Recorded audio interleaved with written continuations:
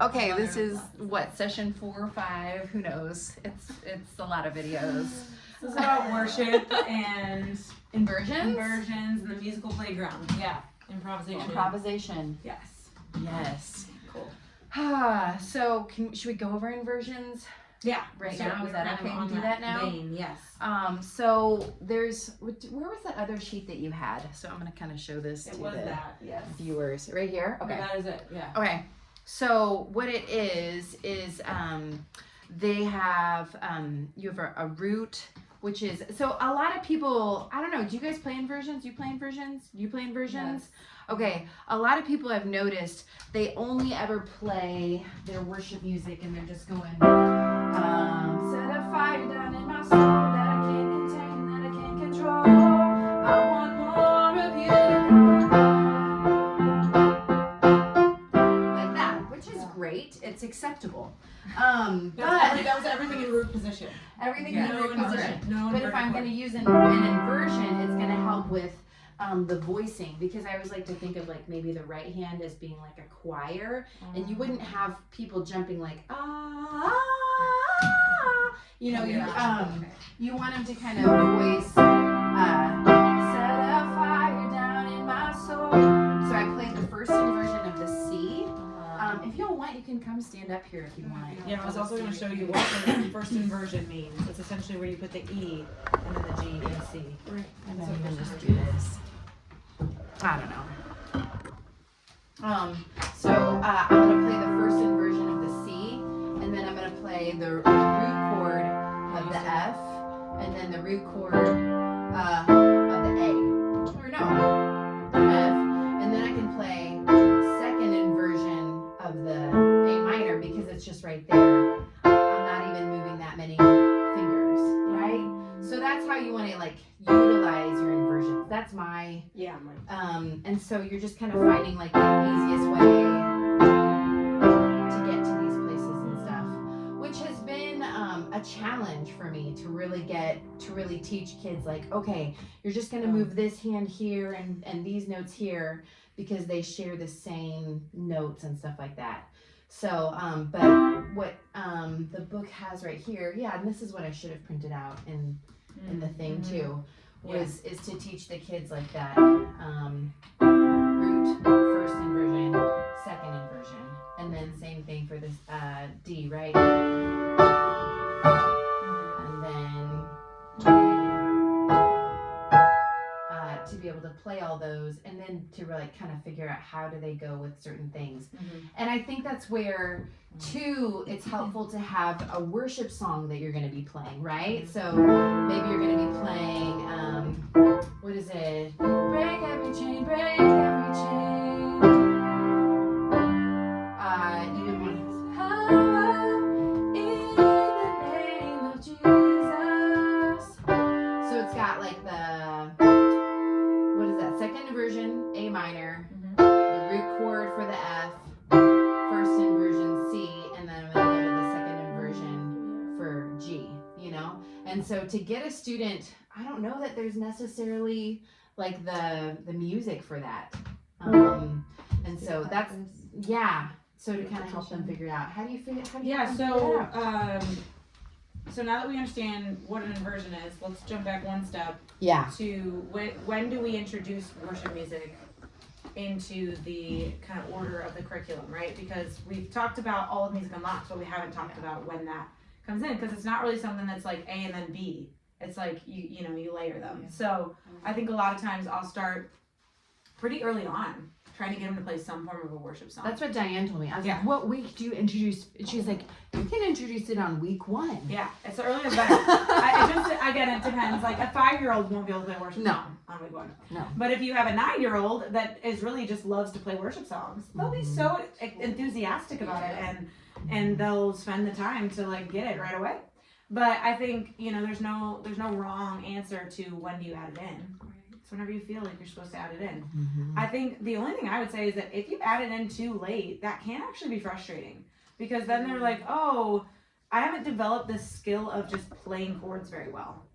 Like they've been doing only the Music Unlocked things which is a little bit different from a brain perspective. That's just my experience. Yeah. You can wait kind of almost what I would say just like too long. And then it's like, oh, this feels overwhelming when it shouldn't feel overwhelming. It should just feel like easy, you know? But so I think when you introduce chord playing and especially specifically with a worship song, I think it's important to pay attention to how many chords are in the song.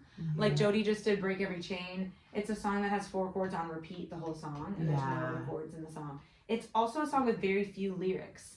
And so if you're getting a younger student especially, you can't give them like Cornerstone. It has like 3 verses and like, you know, a long chorus and all these weird chords and inversions and that's not the right first step. So be intuitive as a teacher, but think of a song that's like, oh, they would know this song, but it's not super complex and it has a pretty small amount of chords. Yeah. When I say pretty small, I mean like small, because worship songs are 2, 3, max 4. Yeah, max 4 chords, and that they repeat a lot and they don't change their order much. And that's kind of what you're looking for to introduce worship, and they will love it. And you know, I always tell them they don't have to sing right away. I'll always be like, if you want to just practice playing some of these chords, because sometimes it's overwhelming too, like we were talking about yesterday, to sing and play is a whole nother skill set. And so it may just be, hey, practice these 4 chords, practice the A minor, F, C, G. I've been known to give them chords and not even show them an actual like lead sheet of worship music yet. I'll just be like, practice these 4 chords for this week, and it just goes like this, and I'll show them. And I'll just go like this, practice doing this. And then when they come back and they practice that, then I'll be like, here's this page. It has words. It has chords on top of words. And it's, you know, it's like they're ready for it. They're not like too much to like take in. And it's all about age. Again, like a 6-year-old can hardly read. So it's like you just have to be led by their age and experience. But I don't think it's ever too soon. And I think the only thing I would say about it too is, depending on the student, it can become the only thing they practice. Yeah. And so, you know, I think at times I've had to be like, you know what, we're going to take a break. I'm not going to assign a worship song every week for a little while. Yeah. By a little while, I mean like even just like a month or 6 weeks. And just to kind of recalibrate, getting them energized around Music Unlocked. And then bring it back in, because we want them to obviously love to worship. But I think it's like we also want them to have the skills that this book is teaching. And so we don't want them to completely neglect that and just kind of do what's easier. That's really what's happening in that, is they're doing what feels like easier, in my opinion. Most of the time it's like, no, this was easier to just play chords than to like work through whatever song, you know, Miss Jody was teaching me out the book. So just watching for that. But yeah, I mean, that's kind of initially, what are your thoughts on when to introduce? Yeah, I think it's been really good to like, because it also fuels their fire more to learn the chords. I feel like too, I've made the mistake of just only, well, like I always try to keep it in C, so it'll be like A minor, F, C, G, or Set of Fire is another one that only has 3 chords, and it's at C, F, A minor, F. And so, but I also made the mistake of like doing the no one whose hope is in the Lord will ever be put to shame. And that's a good one because it's simple chords, but I realized the rhythm was a little bit hard. Fast song. Yeah, it's a super fast song. Well, it's got some syncopation in it, you know? Yeah, for sure. And so really making sure that you're keeping that pretty simple as well. Rhythm needs to be simple as well. That's good. You know, and so definitely, you know, have dealt with that. I think one kid wanted to do Graves in the Gardens, and yeah, that was not good. It's a tough one too, rhythm. Yeah. Yeah. Da, da, da, yeah. Do, yeah. Do. And so really you have to get into these places where you're realizing, okay, what worship songs are on their level, you know? So I think King of My Heart is a pretty good one. I've done that one. I was also going to say Build My Life is a decent one where it does have more chords, but from a rhythm perspective, like if they're pretty fluent on their chords, it's great to introduce because it doesn't have complicated rhythm at all. Yeah. So yeah, totally. Another thing that I've done too is like with Build My Life, there is some bass notes that it's like there's inversions in that one. Yeah. And so if they're new to it, all I have them really do is play like instead of playing the 5th, I have them play the single note, the 3rd. So I'll just like write a 3 over the note. So they're gonna play a C.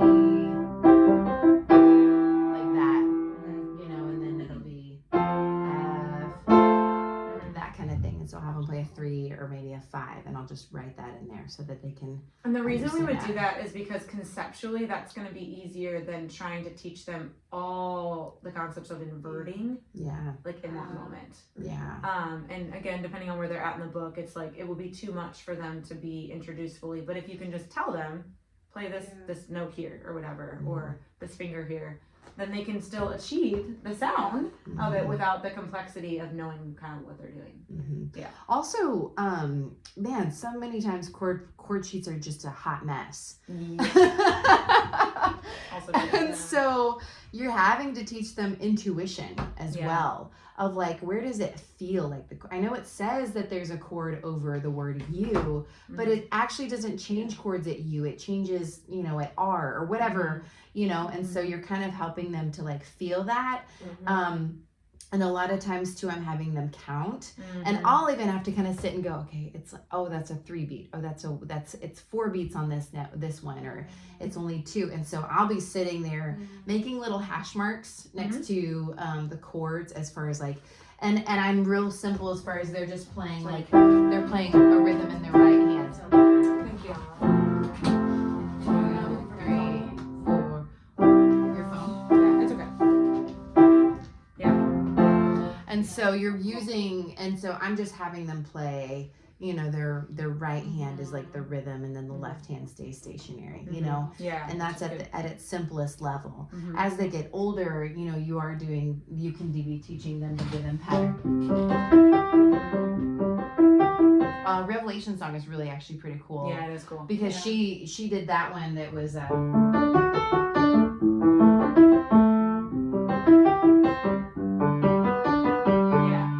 another one. You know that song? Oh yeah. Lord of hosts, you're with us. Yeah. That one. This little Louis, he's like 7, 8, and he was playing that one. And then when we got to the where the oceans roar, I had him play those rhythm patterns. He did amazing. I was like, you're like 8-year-old, wonderful.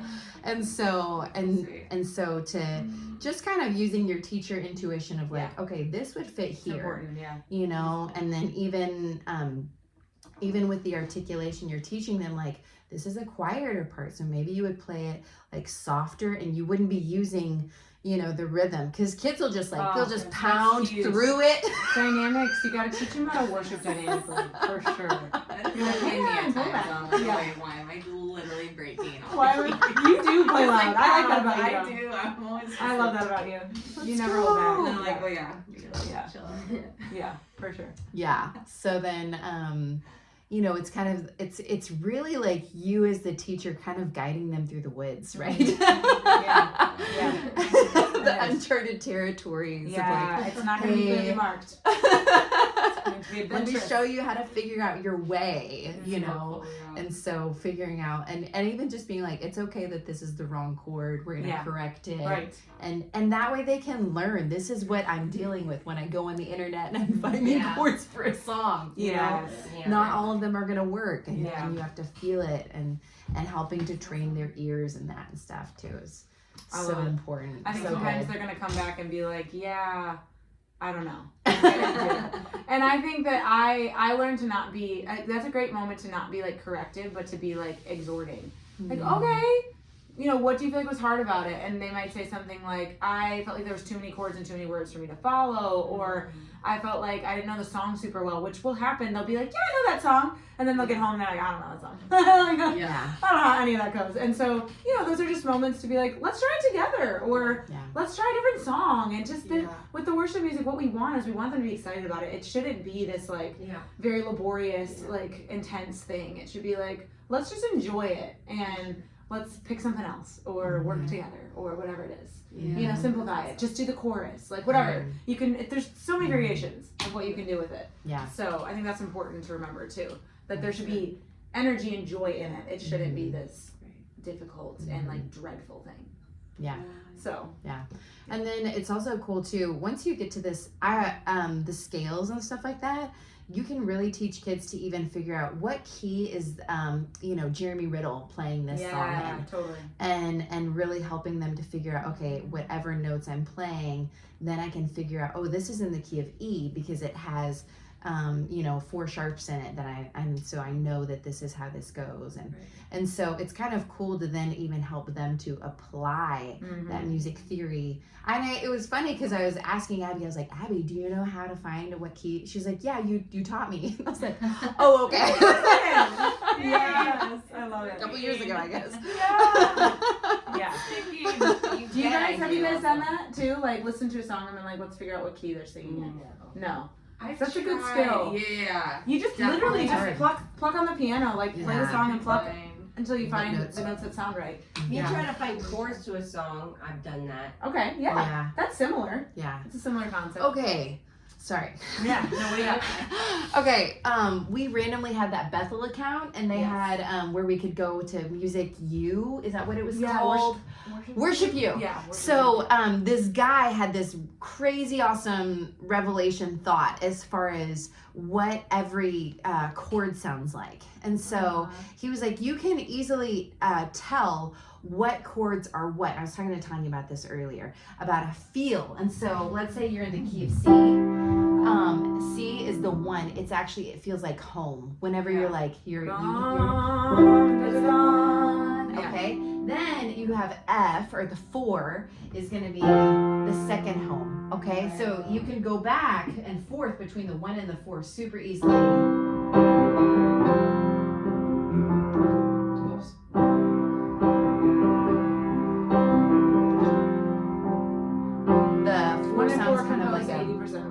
Yeah, like almost like it. Yes. And that's like, the pastor's like talking. Yeah, right. Oh, we just thank you for this day. Really mellow. Yeah, for sure. Yeah. We know. Here's the sweet spot. You know. And then the other sweet spot is that 6. Which is the relative minor. You're wanting to add like a little bit of darkness to it, but it's the minor home. Yeah. Okay, because it's that because it shares 2 notes with the 1. With the 1, because it's And so relative. Remember, that's a relative minor to the major, so they're very similar. Yeah. There's that 1, that home. I'm home. Okay. Now what's cool is that you get to this 5. Now 5 is what is the dominant chord. But what he said that really made sense is the 5 actually feels kind of like a springboard.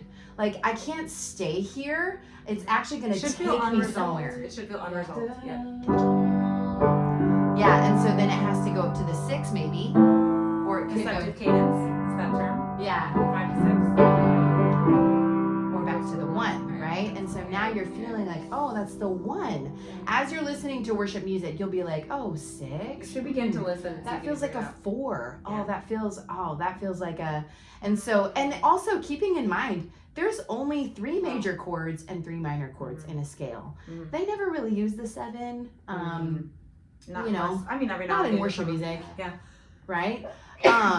Or sometimes we have a song that uses a major 3 in it, and so that's going to be a really hard one to be like, what's going on there? You're gonna have to figure that out. You're gonna go to the piano unless you have a really good ear. That neighbor next door. Yeah, exactly. Yes, and in fact, it is a borrowed chord. That's what I was talking about with borrowed chords. It's like a borrowed neighbor chord. Because, not to get too deep into theory, but the major 3 is actually the 5 of the relative minor. So, because the relative minor is A minor, the 5 is E. And in minor keys, harmonic minor specifically, we make the 5 major. And so it's called the major 5 of the relative minor. So not to get too complex, but that's why it's a borrowed chord. But it's not random. College music theory. No, it's great though, because I love it because it's not random. Random chords would truly sound bad. Like if I were to go from this to that, do you see how that literally does not at all? That's like, oh, that's a, but that would be a random chord. That would be that's gonna sound dissonant. But you can use borrowed chords or neighbored chords to make a beautiful song, right? Okay, so there's some borrowed chords, but they're not. They're not like, yow, that was my ear. Well, you know, it's like, Yeah. oh, fun. And, you know, Yeah. it's like, oh, that was a fun little pop. Yeah. Pizzazz. Yeah. So You can do it. I like to empower people to use power Yes. words. Yes. You can do it. And so those were the what is it? The 1 is home. Yep. Then the 4 is like a second home. Then the 6 is the minor home. And then the 5 is like a springboard, right? And then you've got the 2 is kind of like, what is the 2? It's kind of like this dark sound. I can't remember the 2 and 3, the 3 and so much. Yeah. But they are the minors, and you know that they're not that 6. You can kind of feel sometimes. They feel So I'm always like, unsettled. They is feel it more the unsettled. 2 or the 3? I know it's a minor chord, so I know it's not the 1, the 4, or the 5. And it's and it doesn't feel like the 6 because it doesn't feel quite so like I could stay on this chord forever. Mhm. And so it's going to be either the 2 or the 3. And so kind of having that discernment. I don't know. What's kind of cool too, though, that sometimes we'll be in a worship like practice, and it's like, man, this song is so boring and bland. What if we threw like kind of an interesting chord in there? Well, as a pianist, I can look at the keyboard and I can say, well, let's play, instead of playing a 5 there, let's play a minor 3, because the 5 shares 2 notes with the minor 3. So it's And a good so- substitution. That's called a substitution. A substitution chord where it's like, oh, let's do something a little bit different. Yeah. And or you can substitute, instead of playing the 4, I might play a minor 2, and that would add something just a little bit different of a feel. Mhm. And that's what I love about being able to play the piano, is that I can literally Yeah. look at it and be like, oh yeah, that works. Whereas if you're playing the guitar, you don't really get that quite as easily, that kind of like No, definitely not. transition And you and can't stuff. visually see the notes and how they overlap and stuff. Yeah. So yeah, Yeah. it's a lot Wow. different. Yeah. Yeah. So in that way, like there can be even more creativity that we can like change a song and make it even more unique, you know? It's pretty cool. It's fun. It's exciting to like, yeah, mix it up and experiment. And I encourage my students to go home and experiment. I'll be like, go see what you think sounds good together. That's part of that, like teaching them to improv, teaching them to like songwrite. Kids especially. I feel like adults sometimes are like intimidated by it. But you get yourself a little 7 or 8 year old and they're like, I get to write a song? Awesome! And they like, you know, they come back and they bring me something and it's always beautiful. Even if it's like a C chord with like whatever, 3 notes. I'm like, yeah! Yeah. I just encourage them. I'm like, you did it. You did something on your own. You made that. You know, it's like art. It's like when your kid brings you this really terrible stick drawing. And they're like, you made that! Good art. It's like, you know, we need to cheer them on in that because they'll just get better and better. Like one day they're going to be making beautiful full songs if we can empower them with these little victories of like beginning, the small beginnings. Yes. And so I love to empower them to songwrite, even starting like early on in the curriculum. I'll be like, you know, we're on rhythm pattern 3. Go home and write a little song with some of the pentascales that you know, and see what ones sound good. I probably at that point haven't even introduced the musical playground. I haven't even gone to those green pages, but that's okay. They just figure out what sounds good to their ear and they get to create, and that's a win. You know. Yeah, so you would call the green pages the musical playground? Okay, so if we look at the green pages, don't get too overwhelmed. It's going to be okay. This is, I know, again, it's subtle. So, It's technically titled the musical playground. So these are, I guess it's what, like parameters to play within? Is kind of the thought. Yeah, exactly. Um, So we talked about this song. Sorry, I didn't mean to. no, go ahead, please. We have numbers in Roman numeral at the top, and then we have just normal numbers right next to it. And then again, just to emphasize, Nat, because I know you asked earlier, these are chords within a key, not a scale. This is not a scale. We're looking at actual chords and how they work. That's the C chord. The 1, 3, and 5. No, it's any of these. 1, 2, 3, 4, 5, 6. It can be any of those. Okay. It's not always the 1, 4, and 5, or the 1 and 3, or whatever. You can do any variation. I can play 1, 4, 5, or I can play 1, 5, 2, 6, 4, 3, 2, 1. It doesn't matter. Yeah. You can play them in any order you want. Okay. Yeah. I will tell you, full disclosure, there are chord progressions that sound better to your ear than others. And that's because we all have, on the Western Hemisphere, we all have certain chordal tones that from infancy we've been taught that sound better than others. Partly because we as babies, you hear things like Mozart and Beethoven. It's like you hear it at the store, you hear it on a show, you hear it, and then a lot of our pop music has taken a lot of the same rules that the classical music used. So Eastern Hemisphere music is entirely different, and the way that their ears work and the way that they put chords and notes is so different than what we do. But on the Western Hemisphere, you will like play a chord progression and be like, actually, I did not like that at all. And it's because your ear is naturally inclined to prefer certain progressions. So thank you, someone who did that. I don't know. Thank you, Mozart, I guess. But also, if you look at this whole thing. Yes. Okay, if you open up the whole thing, it will be like a spreadsheet of like, these are all the majors. These are all the white major scales with chords. And then these are the relative minors, okay? So if you look at this all the way across right here, you have the 1 C is the major scale. Well, A minor is its relative minor, okay? Relative minor is like, because they share the same, if it's minor, it shares the exact same scale. Okay, so A minor has all white notes. All the same notes as C. Right? Okay. Now we're going to go to G. We're adding in that 1 F sharp to that one. Well, then E minor has an F sharp added to it. Do you see the one sharp, 1 sharp. The red sharp right here. And then we get to D includes the F sharp again. And then it has another C sharp right there. And then the relative minor to D is going to be B minor, which is the 6. It's always the 6. The 6th note of the scale is the relative minor. It's either 6 notes up or 3 notes down, however you want to look at it. So that, and that's that relative minor is the other, it's the second home. Like they interlock so easily and stuff. And sometimes you're like, is this in A minor or C? I don't know. It could be either or both. Can mix. Yeah. So that was usually with minor, the way you're gonna know a song's in minor is it's gonna very distinctively have that major 5. That's true of just most music. Again, your ear has been trained from a young age to know this, but we associate minor with this very like almost like Arabian Night sound. Like it feels a little bit. Yeah, exactly. And so we associate that sound with minor. It's not always the case, but a lot of times it is if you're truly in a minor key. Because a lot of times you're in a major key, it just sounds minor-y, if that makes sense. But if you're truly playing in minor, you're going to have what sounds like a borrowed chord or a different chord like that. And it's usually the major 5.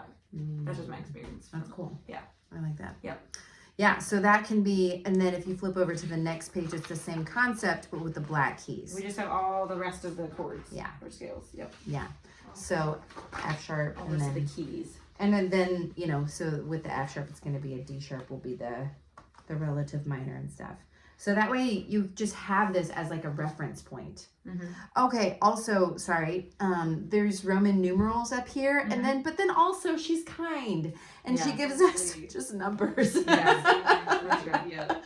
But you can see that the Roman numerals 2 and 3, they're minor, right? Small. Yeah. 6 is minor, and then 7 is diminished.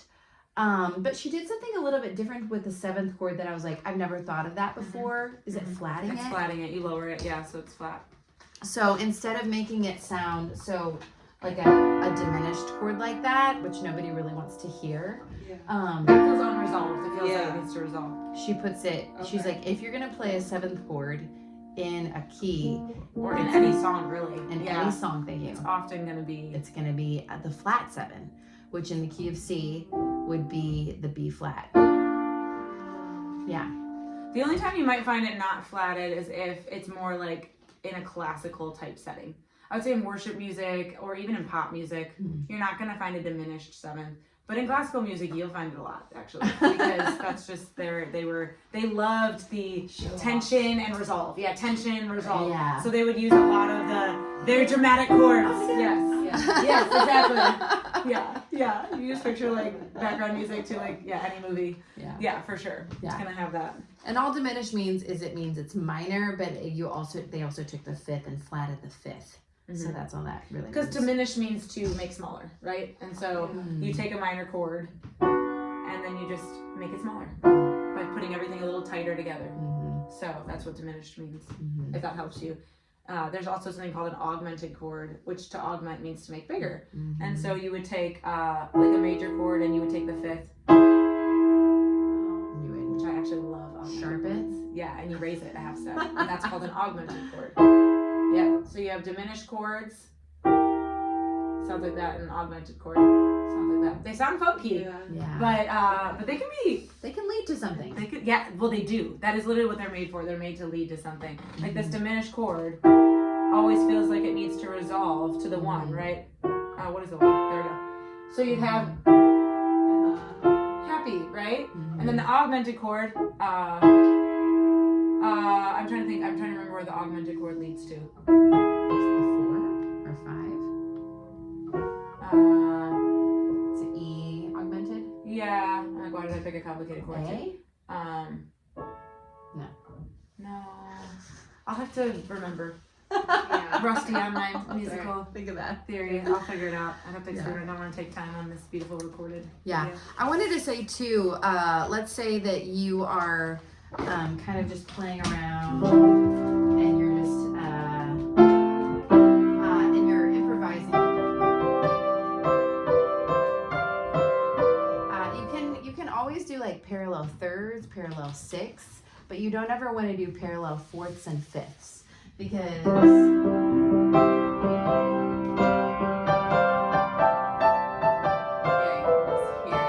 yeah, Sounds like That's Eastern parallel music. fourths. They Yeah. actually love Parallel Eastern fourths music. or parallel fifths. Again, sounds Eastern. yeah. Yeah. It sounds So like- always in Western music, that's like, like anytime you Okay. try to do that in your Yeah. composition class, like, Yeah, red mark. sounds terrible. So But yeah, six sound beautiful. Like,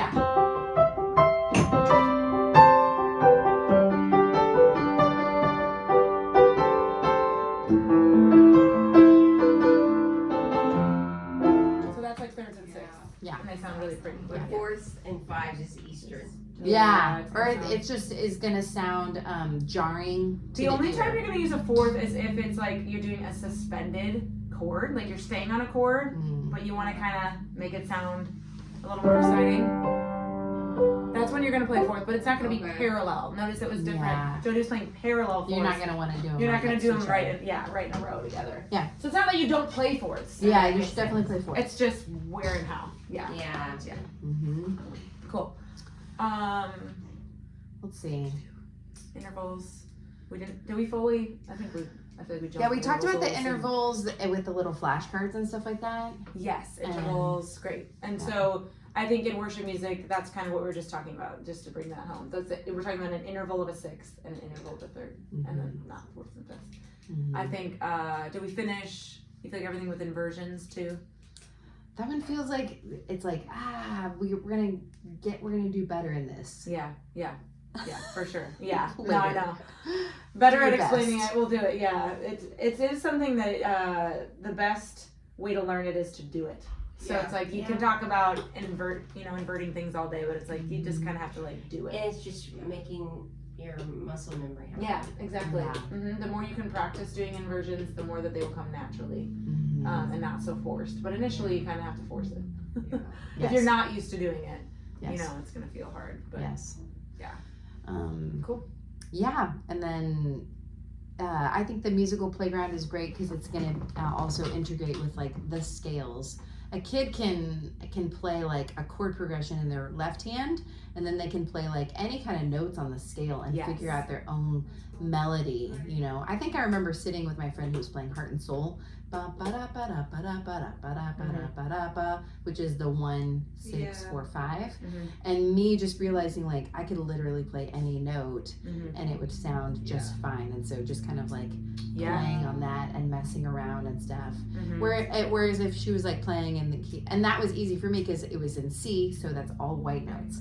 But if it's in the key of D, I have to play anything within the D scale, which is D, E, F sharp, A, B, G, A, B, C sharp, you know. And Yeah. blacks are more fun anyway. What?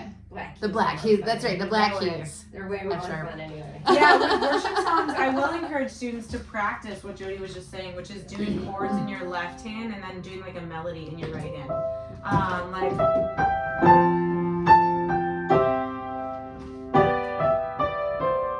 Right? And Yeah. letting them be able to learn how to be free with their right hand, but kind of maintain the chords with their left hand. Because that's a whole nother skill and part of your brain Yes. where you have to, especially if they don't have the notes in front of them, they're just doing it from ear. But I think with worship music, that's another really great way to stretch them and do something different, and it's great variety. To be like, this week, just take this worship song that you know and just try to like play the melody. Or if there's a specific intro that it already exists in the song, you should learn the intro. You should learn how to play that, and help them use their ear to figure out different melodies and stuff. I love to do that, and I it is challenging, but it's like usually they like it. It's a fun challenge for them, you know. And I'll help them sometimes. And that is also where it's helpful to teach them to try to find out what key even the original artists were playing in, because Yes, then they exactly. can even play with the track. That's what I tell them to do. Spotify or whatever Great it is. idea. Yes. You know. Another thing I'll do with worship music is after I've taught them numbers, which I do pretty early on. Once we've introduced like the 1, 4, and 5, I will have them transpose songs in multiple keys just using a number sheet. So I'll give them the chord sheet and all it has is numbers, which I know, Tanya, you're still learning. But they'll just have numbers, and then I'll be like, okay, go write this out or play this in the key of E. And depending on the kids, some of them don't have to write it down. It just like clicks. Whereas other ones will be like, oh, I need to at least like have a key code on the side here, like 1 equals E, 4 equals, you know, A, and just kind of write it out.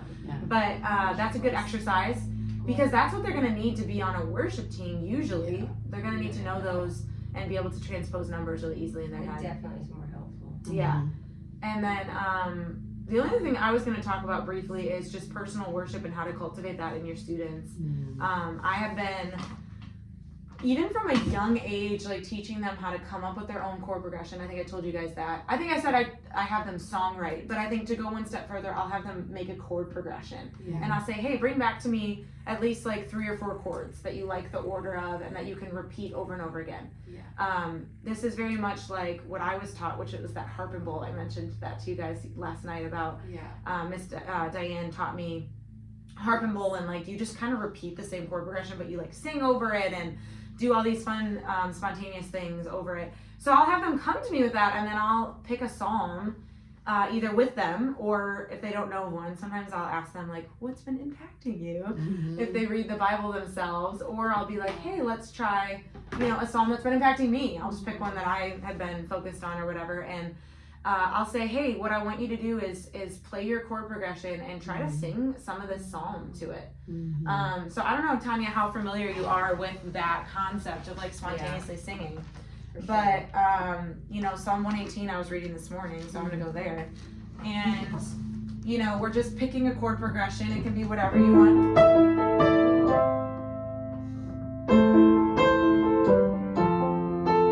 And then you can start wherever you want in the psalm. And I'm using a terrible example. You should have them do it simple. Yeah, I was like, you should have them do a very simple chord progression. I was about to sing for that, I probably shouldn't. Go girl! Oh, honey. So keep it nice and simple, right? It can even just be 2 chords. If you're starting them out, you're gonna want to keep it really simple. So then, pick anywhere you want in the scripture. Blessed is he who comes in the name of the Lord. We bless you, Lord. Right? And then, Jody could jump in even. I'll sometimes go back and forth with them. Like, I'll sing a verse, and then they'll sing a verse because they get so intimidated to go home and just do that on their own. So but let's do it together. And I'll literally go line by line. You sing verse 2, and then I sing verse 3. And then they're also learning to emulate what I'm singing. Because they're like, I don't know how to sing like up and down like you just did, but they'll kind of copy me and hear it. And then I'll say, okay, now you go home, because the goal is not that they would just do what I do. The goal is that they would encounter the Lord in a personal way by doing this. And so I say, now you go home and you need to find a place that's quiet and still. For some of them, it's hard because their piano's like in the middle of their house. Yeah. And I remember as a kid growing up, my piano was in the middle of my house, but I would wait till my mom. I remember like I would look for opportunities. I would be like, oh, my mom's like upstairs for a while getting ready, so I'm gonna like go to the piano because I know she's not listening, and I can kind of like worship and like I'll kind of do it. But I was like, that was the Lord developing like the secret place in my heart with Him as a kid, and so I encourage them to use the scriptures to launch their personal worship, and it can feel like, oh, I need words, I need chords. It's like, you have everything you need. Like I said, you have everything you need. You have the scripture, you have the word of God, and you have this musical playground page, and you can just pick any key that you want to be in, pick any chords you want, That's awesome. and just go for it. And then I do ask them to come back. Sometimes I'll be like, would you be willing to like show me a little bit of what you did? And I call it like, give me a snippet or give me like a takeaway is what I call it. And I'll just have them show me like maybe one line that they liked that they sang or whatever. And so I just wanted to throw that out there as we're talking about cultivating worship. I love it. I think it's really impactful for them, and depending on the person, very intimidating. But I'm persistent with it. Even if they're like, oh, I didn't do it this week, I'm like, that's okay. Let's try again. I'll put it on your assignment again. You should give it a try if you can, if you get time. And so yeah, I remember one of Chelsea's recitals. She had her students do all their songs that they'd written. And one that really impacted me was Jordan Quick. Yeah, so cool. He took, and he didn't even have lyrics to his song, but his scripture was like, you've brought us out of darkness and into light. Kingdom of light. And so walk as children of light. And it literally went from like this minor dark place and then up into this Was like someone reading major. it while he was playing? No, he just said it before he played. He Yeah. said like, this was the scripture that I wrote this song off of. That's so sweet. And I mean, spoiler, I am at this recital. I'm having a couple people sing and play scripture songs that they've written, just like from the Psalms, and it's gonna be fun. It's really cool for them to like be vulnerable. To like that's also as worship leaders, like we are paving the way in vulnerability. So if we can be willing to bring something that maybe isn't perfect and like something that God gave us in the secret place and bring others into that is so pleasing to the Lord, right? And so I think for them to, even at a recital, to kind of bring people into that, I think is good. I think that's like that humble heart. Like, that's okay if this product isn't perfect or if someone else didn't perfect this song and write it, but you did. And anyway, I'm passionate about that. But And even if they're struggling to find their note, like to sing. You know, she was playing this A minor, C. You could pick any of these notes. Do I want to start here or here or here? And helping them find the note to sing off of. Because some kids will struggle with that, and I don't know, and so you're just you're kind of giving them those places and stuff. There's times where you have to be like, that note didn't match that chord. Like, I'll have to help them correct a little bit. Like, they'll come and bring me something. I'll be like, I loved it. Can I show you one chord that might sound better if you changed it? And just the little things, like, again, never squashing their creativity and like what they bring, but just like, hey, would you be open? And they're usually like, yeah, please help me. And I'm like, you didn't need much change. What you did was perfect, but like, if we just tweak this one chord, I think you'd find that the vocals will match better. Because they know when it's off too. Like, they'll sometimes look at me and be like, and I'm like, it's okay, you're doing great, and I'll help you. And so, it's fun. Yeah. And it's just like, this is what it's all about, right? Is like fostering that creativity. That's what the whole Music Unlocked curriculum is, just trying to build up these skills inside the pianists, so that they can do these things, and they're going to grow even more as it's like fostered and stuff. I mean, improvisation was Diane's goal. Her goal was that people could take the skills and the tools that they've been given and just improvise on the piano. And I mean, improvise well. Like, even in terms of borrowed chords and variations of different rhythms and inversions and intervals, all these things that we talked about. Like, her goal was that students could feel confident to improvise on the piano, because that's what she did so well. As much as she was a great piano player, she didn't spend hours playing Mozart or Brahms or Chopin. That's not what she spent hours doing. She spent hours improvising for the Lord. That's like what her time was dedicated to, and I think that shows, right? It shows that like that was Mary. That's right. Just worshiping the Lord and letting that overflow into all the other things you did. So it's beautiful. So good. I think that do y'all have any questions or comments or anything like that? Or we can turn it off. Yeah, I was like,